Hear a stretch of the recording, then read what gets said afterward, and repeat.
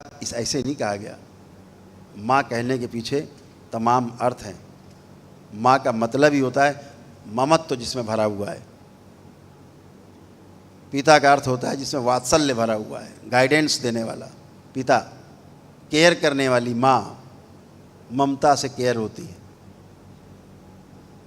तो आप इसको जब समझेंगे कि माँ क्यों कहा गया, गंगा को मैया क्यों कहा गया, क्यों जयकारे लगाते हो, क्यों गंगा मैया का जल ला करके और शिव जी के सिर पर चढ़ाते हो, काहे के लिए चढ़ाते हो, काहे शिव जी ने गंगा मैया को धारण कर रखा ऊपर, माँ क्यों कहते हैं उसको। हमारा पालन करती, पोषण। गंगा चाहे आपसे 5000 किलोमीटर दूर बह रही हो, फिर भी गंगा आपसे जुड़ी रहती है। जो भारत की पवित्र नदियां हैं, बह रही हैं, ये सब आपसे जुड़ी रहती हैं।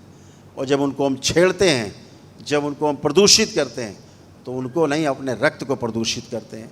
इसलिए हमेशा ध्यान रखना है कि हमें प्रदूषण से बचना है, हमें उनको दूषित करने से बचना है। जितना हो सके उनकी पवित्रता रखें, जितना हो सके हम उनको स्वच्छ रखें।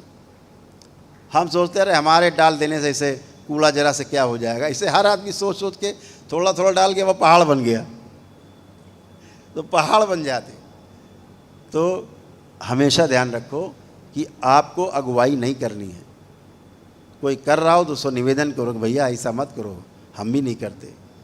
तो ये छोटी छोटी बातें जीवन में धारण करने से आपकी अगली पीढ़ी जो है वो भी उसको अपनाती है। फिर उसे बताना नहीं पड़ता। आपका आचरण आपकी आने वाली पीढ़ी में, अगली पीढ़ी में, बच्चों में अपने आप स्थानांतरित हो जाता है। आपको कुछ नहीं बताना पड़ता। हमारे पास जब बहुत लोग आते हैं, पूछते, कहते हमारा लड़का बर्बाद हो गया, ये हो गया, ऐसा करता है, वैसा करता है, तो हम उससे मजाक में पूछ लेते, कह देते हैं कि ये तुम्हारा आईना है, जो तुम करते थे वो ये कर रहा है, बाहर से नहीं लाया है कुछ, पहले तुम्हारे से लिया इसने। बच्चा क्या करे, आया तो तुम ही से। तो हमें वो कर्म करना है, वो बातें कहनी है, सुननी है, बोलनी है जो प्रकृति के सुरक्षा के अर्थ में हो। और प्रकृति की सुरक्षा माने अपनी सुरक्षा। प्रकृति स्वच्छ और पवित्र है, मतलब आप स्वच्छ और पवित्र हैं। तो यहाँ से संकल्प लेके उठें कि आज अगर जन्म दिवस मना रहे हो हमारा, तो प्रयोजन के साथ जोड़ दो कि आप ये सब करें जो हमने आपसे कहा है। कोशिश करें, ना कर पाओ तो कोशिशें करना, एक बार कोशिशें करना, देखो सफल हो जाओ तो फिर आगे करना। दिल से एक पौधा लगा के देखो, उसको उखाड़ना तो दूर, किसी को उखाड़ने भी नहीं दोगे, आपको प्रेम हो जाएगा उससे। तो बहुत बहुत बहुत धन्यवाद। आप सब इतना दरबार से प्रेम करते हैं, आप इतना दरबार के प्रति निष्ठा आपकी है, इतनी आस्था, विश्वास, श्रद्धा आपके अंदर है।